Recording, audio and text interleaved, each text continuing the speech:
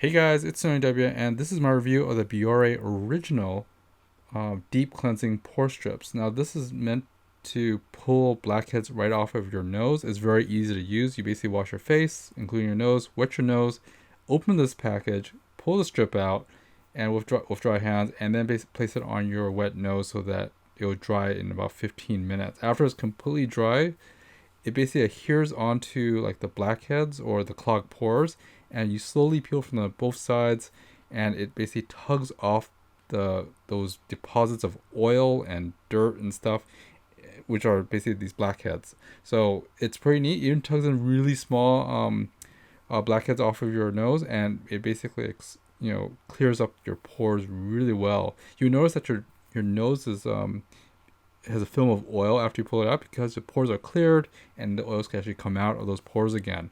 So this is pretty neat. A quick close up of these things. These are very interesting. If you squeeze these little things, they're just oil. So it becomes like, it's just interesting to see it. As a guy, I think this is really cool. They have a guy's version that's like charcoal and stuff. They also have this original one. I just use the original one.